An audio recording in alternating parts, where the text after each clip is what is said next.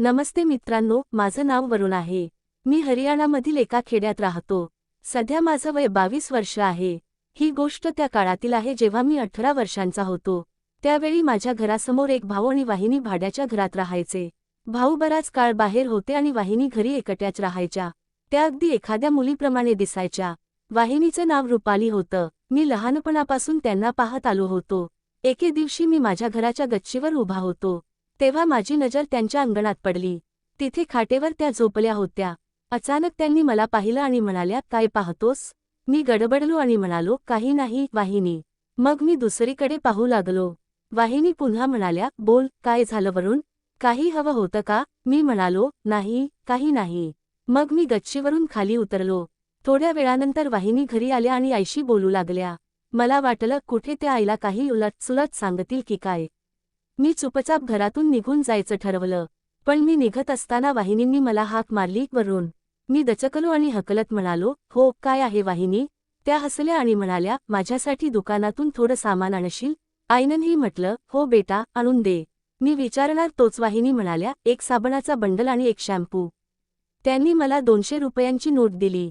मी दुकानाकडे निघालो तेव्हा त्या म्हणाल्या, "वरुण, सामान माझ्या घरी आणून दे हम." मी म्हणालो, "ठीक आहे." मी सामान घेऊन परतलो तेव्हा वाहिनी तिथे नव्हत्या। मी आईला विचारलं तर ती म्हणाली ती लगेच घरी गेली। "जा, तिच्या घरी दे आणि ये." मी त्यांच्या घरी गेलो तर गेट उघडं होतं। मी आत गेलो। वाहिनींनी मला पाहिलं आणि म्हणाल्या, "वरुण, आलास?" मी म्हणालो, "हो वाहिनी, हे घ्या तुमचं सामान." मी निघणार तेव्हा वाहिनींनी मला थांबवलं, "वरुण, एक गोष्ट सांगशील?" मी म्हणालो, "हो, सांगा." त्या म्हणाल्या, "तुझी काही गर्लफ्रेंड आहे का?" मी म्हणालो, "नाही, पण तुम्ही का विचारता?" त्या म्हणाल्या, "असंच." मग मी घरी आलो। थोड्या वेळाने मी माझ्या खोलीत टीव्ही पाहत होतो। तेव्हा वाहिनींचा आवाज आला। त्या आईशी बोलत होत्या, "आज दूध फाटलं. चहा बनवत होते. थोडं दूध मिळेल का?" आई म्हणाली, "हो, थोड्या वेळाने घेऊन जा." दूध शिजायला ठेवलं नि वाहिनी म्हणाल्या, "ठीक आहे." त्या निघून गेल्या। मग आईनं हाक मारली, "वरुण." मी बाहेर आलो। आई म्हणाली, "स्वयंपाकघरातून दूध घेऊन वाहिनींना दे." तेव्हा मी गच्चीवर गेलो आणि त्यांच्या अंगणात पाहिलं। वाहिनी तिथे उभ्या होत्या। मला पाहून त्या हसल्या आणि हातानं इशारा केला, "ये, चहा बनतोय." मीही हसलो आणि खाली आलो। आई म्हणाली, "तुझी शेजारची वाहिनी आली होती. हे घे दूध आणि तिच्या घरी देऊन ये." मी थोडं दूध घेतलं आणि वाहिनींच्या घरी गेलो। मी म्हणालो, "वाहिनी, हे दूध आईनं पाठवलंय." मी निघणार तेव्हा वाहिनी म्हणाल्या, "वरुण, चहा घेशील?" मी म्हणालो, "हो, वाहिनी." त्यांनी मला चहा दिला। मी तिथे उभं राहून चहा पिऊ लागलो। मग मी विचारलं, "वाहिनी, भाऊ बरेच दिवस बाहेर गेलेत. कधी येतील?" त्या उदास होऊन म्हणाल्या, "त्यांचं मन झालं तेव्हा येतील." "त्यांच्या येण्याने काय होणार वरुण? ते घरी असो वा बाहेर." मी विचारलं, "वाहिनी, भाऊंशी भांडण झालं का?" त्या काही बोलल्या नाहीत आणि दूध भांड्यात ओतू लागल्या। तेव्हा त्यांचा हात जवळच्या गरम तव्याला लागला आणि त्या किंचाळल्या। मी त्यांचा हात पाहिला तर तिथली कातडी निघाली होती। मी त्यांना उचललं आणि खाटेवर झोपवलं। दुधाचं भांडही गॅसवरून बाजूला ठेवलं। मग मी थोडं तूप त्यांच्या हाताला लावलं। मी निघणार तेव्हा त्या म्हणाल्या, "वरुण, जरा गॅस बंद कर आणि संध्याकाळी जरा ये." तेव्हा दुपारचे 3 वाजले होते। मी घरी आलो। मला संध्याकाळची वाट पाहणं लागणार होतं। मी घरी येऊन आईला सांगितलं। आई लगेच वाहिनींच्या घरी गेली। थोड्या वेळाने परत येऊन म्हणाली, "वरुण, वाहिनींना जेवण दे आणि मेडिकल स्टोअरवरून थोडी औषधं आण." मी माझी बाईक काढली आणि वाहिनींना विचारलं, "वाहिनी, काय काय आणायचं?" त्या म्हणाल्या, "हे पैसे घे आणि ही चिठ्ठी. औषधं आण." मी मेडिकल स्टोअरवर गेलो, औषधं आणली आणि परतलो। वाहिनींच्या घरी गेलो तेव्हा आई तिथे होती। आई म्हणाली, "औषधं आणलीस?" मी म्हणालो, "हो, आई." मग मी वाहिनींना औषधं दिली आणि बाहेर निघालो। घरी येऊन आई म्हणाली, "जा, वाहिनींच्या हाताला पट्टी लाव आणि औषधही खाऊ घाल, म्हणजे जळजळ कमी होईल." मी म्हणालो, "ठीक आहे, आई." संध्याकाळ झाली आणि मी पुन्हा वाहिनींच्या घरी जायला तयार झालो। औषधं आणि पट्टी घेऊन त्यांच्या घराचं दार ठोठावलं। वाहिनींनी दार उघडलं। त्यांचा चेहरा थोडा थकलेला होता, पण हास्य कायम होतं। मी विचारलं, "तब्येत कशी आहे, वाहिनी?" त्या म्हणाल्या, "आता ठीक आहे, पण हातात अजून जळजळ आहे." मी म्हणालो, "आईनं सांगितलं ने पट्टी लावून औषध खाऊ घालावं. बसा." वाहिनी हसत म्हणाल्या, "तू तर खूप समजूतदार झालास वरुण. आधी तर अगदी लहान वाटायचास, आता मोठा माणूस झालास." मी थोडा लाजलो आणि म्हणालो, "वाहिनी, तुम्ही बसा." मी हळूहळू त्यांच्या हाताला पट्टी लावायला सुरुवात केली।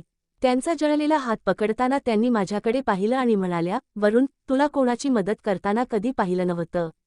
पण आता वाटतं तू खूप चांगला मुलगा आहेस. मी हसत म्हणालो, वाहिनी, तुम्ही आधी कधी गरज सांगितली नाही.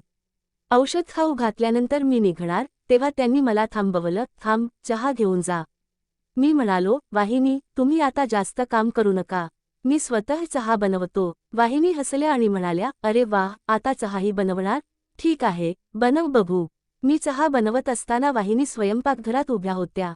अचानक त्या म्हणाल्या, वरुण, तुला माहीत आहे, मी खूप एकटी आहे. भाऊ नेहमी बाहेर असतात आणि माझं मन कोणाशी बोलायला आतुर झालंय. मी त्यांच्या चेहऱ्याकडे पाहिलं. त्यांच्या डोळ्यात थोडी उदासी दिसली. मी म्हणालो, वाहिनी, मी आहे ना. तुम्हाला जेव्हा कोणाशी बोलायचं असेल, मला बोलवा. त्यांनी दीर्घ श्वास घेतला आणि म्हणाल्या, तू खूप चांगला आहेस वरुण. काश, तुझा भाऊही तुझ्यासारखा असता. मी गमतीत म्हणालो, वाहिनी, तुम्ही भाऊंची तक्रार करू नका. तेही आपल्या कामात व्यग्र असतात. वाहिनी हसल्या आणि म्हणाल्या, चल, ठीक आहे. आता चहा पिऊ. चहा पिऊन मी त्यांच्याशी बोलत घरी परतलो. रात्री जेवण करून मी झोपायला गेलो. रात्री 10च्या सुमारास माझा फोन वाजला. उचलला तर वाहिनींचा आवाज. त्या घाबरलेल्या होत्या. त्या म्हणाल्या, वरुण, लवकर ये. कोणीतरी माझ्या घराबाहेर उभं आहे आणि दार ठोठावतंय. मला खूप भीती वाटते. मी ऐकून दचकलो. वेळ न घालवता काठी आणि टॉर्च घेऊन त्यांच्या घराकडे धावलो. त्यांच्या घराजवळ पोहोचलो तर बाहेर कोणीच नव्हतं. मी दार ठोठावलं. वाहिनींनी आतून विचारलं, कोण आहे? मी म्हणालो, मी आहे, वरुण. दार उघडा. त्यांनी दार उघडलं आणि मला आत ओढलं. त्यांच्या चेहऱ्यावर भीती स्पष्ट दिसत होती. मी विचारलं, काय झालं, वाहिनी? कोणी दार ठोठावलं? त्या थरथरत म्हणाल्या, मला माहीत नाही. कोणीतरी जोरजोरात दार ठोठावलं आणि मग अंगणातून कोणाच्या पावलांचा आवाज आला. मी डोकावून पाहिलं तर कोणीतरी पळताना दिसलं. मी त्यांना शांत करायचा प्रयत्न केला आणि म्हणालो, वाहिनी, घाबरू नका. मी आहे. चला, आधी घर तपासू. मी घराचा प्रत्येक कोपरा तपासला पण कोणी नव्हतं. पण दाराजवळ मातीवर कोणाच्या बुटांचे ठसे दिसले. वाहिनी म्हणाल्या, वरुण, आता मला या घरात भीती वाटू लागली आहे. भाऊ बाहेर गेल्यापासून असं पहिल्यांदा झालं. मी म्हणालो, वाहिनी, काळजी करू नका. आज मी इथेच थांबतो. सकाळपर्यंत सगळं ठीक होईल. त्यांनी मान डोलवली. मी म्हणालो, तुम्ही झोपा. मी अंगणात बसून पहारा देतो. वाहिनी म्हणाल्या, नाही, तू इथे बस. मलाही तुझ्याजवळ बसायचं आहे. मला एकट्याला भीती वाटते. मग आम्ही दोघं अंगणात बसलो. मी सावध होतो पण वाहिनींच्या चेहऱ्यावर भीती दिसत होती. थोड्या थोड्या वेळाने त्या म्हणाल्या, वरुण, तू नसतास तर मी काय केलं असतं? तू नेहमी माझी मदत करतोस. मी हसत म्हणालो, वाहिनी, तुम्ही माझ्या स्वतःच्या आहात. तुमची मदत करणं माझी जबाबदारी आहे. रात्री 1च्या सुमारास पुन्हा हलका आवाज आला, जणू कोणीतरी बाहेर चालत होतं. मी लगेच उभा राहिलो आणि टॉर्च घेऊन बाहेर धावलो. यावेळी मला एक सावली झुडपांमागे पळताना दिसली. मी पाठलाग केला पण ती सावली अंधारात नाहीशी झाली. मी परतलो तेव्हा वाहिनी दारात माझी वाट पाहत होत्या. त्यांच्या डोळ्यात भीती आणि अस्वस्थता दिसत होती. मी जवळ गेलो आणि म्हणालो, वाहिनी, काही मोठी गोष्ट नाही. कदाचित कोणीतरी खोडकर मुलगा असेल. तुम्ही निश्चिंत राहा, मी आहे. वाहिनींनी मला बसायला सांगितलं आणि स्वतः पाणी आणायला गेल्या. परत येताना त्या म्हणाल्या, वरुण, तू नेहमी योग्य वेळी माझ्या मदतीला येतोस. तुझ्याशिवाय मी काय केलं असतं मला माहीत नाही. मी त्यांच्या बोलण्याला हलकं घेत म्हणालो, वाहिनी, तुम्ही आराम करा. मला तुमची मदत करायला आवडतं. तुम्ही माझ्यासाठी खास आहात. वाहिनी थोड्या वेळ शांत राहिल्या, मग म्हणाल्या, वरुण, भाऊ बाहेर गेल्यापासून हे घर मला कापतंय. कोणाशी बोलायलाही कोणी नाही. मला वाटतं मी फक्त एकटी आयुष्य कंठते. मी त्यांच्याकडे पाहिलं आणि म्हणालो, वाहिनी, तुम्ही असं का विचार करता? मी आहे ना. तुम्हाला कधी काही वाटलं तर मला बोलवा. वाहिनींनी दीर्घ श्वास घेतला आणि हळूच म्हणाल्या, तुझ्या भाऊंसोबत आता तसं नातं राहिलं नाही. ते मला समजूनच घेत नाहीत. कदाचित मी त्यांच्या आयुष्यात फक्त एक जबाबदारी आहे. कधी कधी वाटतं माझी किंमतच नाही. त्यांचं बोलणं ऐकून मी थोडा वेळ शांत राहिलो. मग म्हणालो, वाहिनी, असं नाही. कधी कधी लोक आपल्या भावना व्यक्त करू शकत नाहीत पण याचा अर्थ असा नाही की त्यांना तुमची किंमत नाही. वाहिनी हसल्या आणि म्हणाल्या, वरुण, तुझ्या बोलण्याने मला नेहमी बरं वाटतं. तुझी आई खूप नशीबवान आहे, तिला तुझ्यासारखा मुलगा मिळाला. आम्ही अंगणात बसून बोलत होतो. रात्र गडद होत होती पण बोलण्यात वेळ कसा गेला हे कळलंच नाही. वाहिनी अचानक म्हणाल्या, वरुण, तुझ्याशी एक गोष्ट विचारू? मी म्हणालो, हो, वाहिनी, विचारा. त्या संकोचत म्हणाल्या, तुला कधी कोणावर प्रेम झालंय का? मी हसत म्हणालो, वाहिनी, माझ्याकडे प्रेम करायला वेळच कुठे आहे?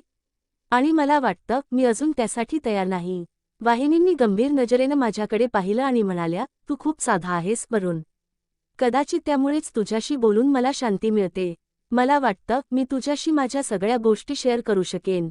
मी त्यांच्याकडे पाहून म्हणालो, वाहिनी, तुम्ही माझ्यासाठी नेहमी खास राहाल. तुमचं ऐकण्यासाठी आणि समजून घेण्यासाठी मी नेहमी तयार आहे. अशा गप्पा मारताना रात्री 3 वाजले. वाहिनी म्हणाल्या, वरुण, आता तू झोप. खूप उशीर झाला. मी म्हणालो, नाही, वाहिनी. जोपर्यंत मला खात्री नाही की तुम्ही सुरक्षित आहात, तोपर्यंत मी इथून जाणार नाही. वाहिनींनी थोडा राग दाखवत म्हणाल्या, तू खूप हट्टी आहेस. पण हेच मला तुझ्यावर विश्वास ठेवायला भाग पाडतं. मग मी वाहिनींना झोपायला सांगितलं. त्या म्हणाल्या, वरुण, आज तू इथे असल्याने मला भीती वाटत नाही. तू नेहमी माझी मदत केलीस. पण एक गोष्ट सांगू? मी म्हणालो, सांगा. वाहिनी संकोचत म्हणाल्या, तुझ्याशी बोलून मला असं वाटतं की मी पुन्हा जगायला लागले आहे. तुझ्यासोबत मला असा सुकून मिळतो जो कदाचित याआधी कधी मिळाला नाही. त्यांचं बोलणं ऐकून मी गंभीर झालो. मी म्हणालो, वाहिनी, तुम्ही माझ्यासाठी खूप खास आहात. पण लोक गैरसमज करू शकतात. आपण थोडं सांभाळून राहिलं पाहिजे. वाहिनींनी माझी गोष्ट समजून घेतली आणि म्हणाल्या, हो, तू बरोबर बोलतोस. पण हे नातं माझ्यासाठी खूप महत्त्वाचं आहे. मी ते गमावू इच्छित नाही. रात्रीच्या शेवटच्या प्रहरी मी म्हणालो, वाहिनी, आता तुम्ही झोपा. मी सकाळपर्यंत इथेच बसतो. जोपर्यंत तुम्हाला सुरक्षित वाटत नाही, तोपर्यंत मी इथून जाणार नाही. वाहिनी हसत म्हणाल्या, वरुण, तू खरंच देवानं पाठवलेला देवदूत आहेस. मग सकाळ झाली आणि मी त्यांच्या घरातून माझ्या घरी परतलो. रस्त्यात माझ्या मनात हलचल होती. वाहिनींसोबत घालवलेली रात्र आणि त्यांचं बोलणं माझ्या मनात पुन्हा पुन्हा घुमत होतं. घरी पोहोचताच आईनं विचारलं, रात्री कुठे होतास? वाहिनींकडे इतका वेळ का थांबलास? मी हलक्या स्वरात म्हणालो, हो, आई. वाहिनी घाबरल्या होत्या म्हणून मी तिथेच थांबलो. त्यांच्या घराबाहेर कोणीतरी होतं. आई म्हणाली, तू बरोबर करतोस बेटा. ती एकटी बाई आहे, तिची काळजी घे. त्या दिवशी मी स्वतःला खूप व्यस्त ठेवण्याचा प्रयत्न केला, पण माझं लक्ष वारंवार वाहिनींकडे जात होतं. त्या आता ठीक असतील ना?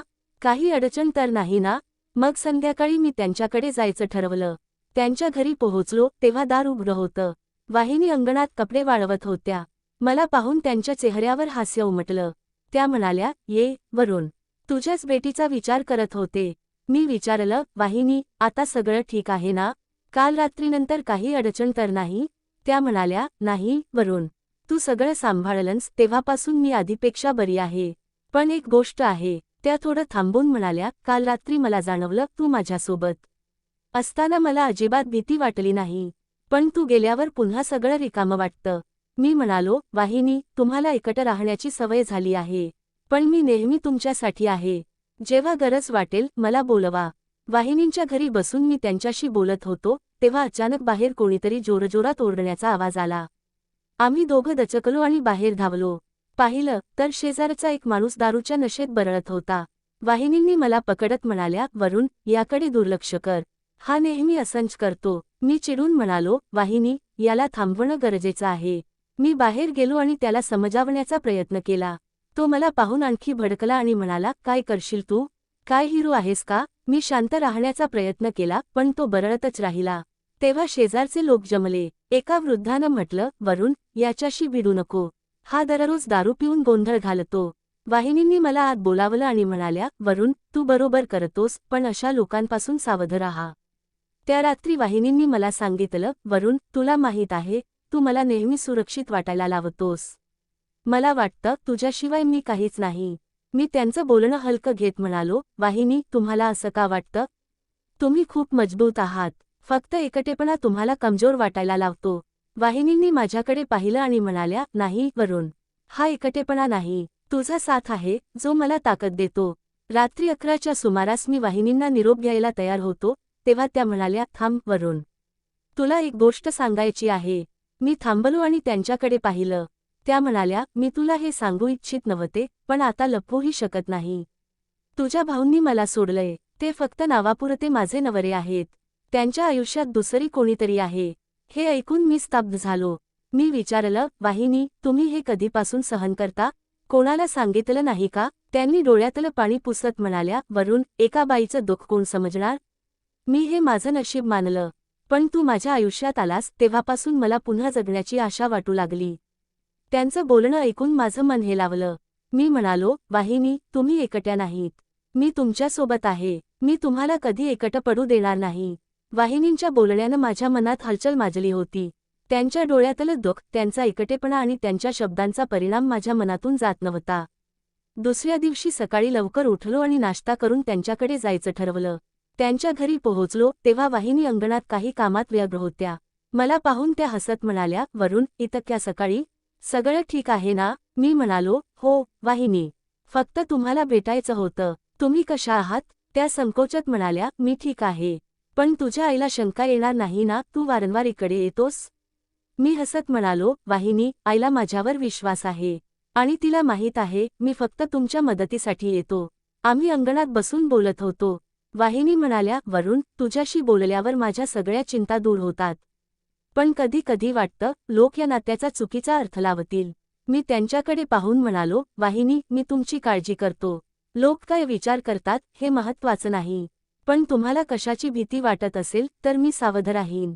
त्यांनी माझ्याकडे पाहिलं आणि म्हणाल्या, नाही वरुण, मला हवं आहे की तू नेहमी माझ्यासोबत राहावंस. तुझ्या गोष्टी ऐकून मला जगण्याचा उत्साह मिळतो. वाहिनी थोडं थांबून म्हणाल्या, वरुण, आता मी हे नातं लपवू शकत नाही. मला स्वतःची लाज वाटते की मी कोणावर प्रेम करण्याची इच्छा ठेवू लागले. पण कदाचित हे चुकीचं नाही. तुझ्याशी जोडलं गेल्याने मला वाटतं, मी पुन्हा जिवंत झाले आहे. त्यांचं बोलणं ऐकून मी गोंधळलो. मी म्हणालो, वाहिनी, तुमच्याशी जोडलं गेल्याने मलाही वेगळं वाटतं. पण आपण सावधपणे पुढे जायला हवं. लोक हे नातं समजणार नाहीत. वाहिनींनी माझी गोष्ट समजून घेतली आणि म्हणाल्या, हो वरुण, पण माझं मन थांबवू शकत नाही.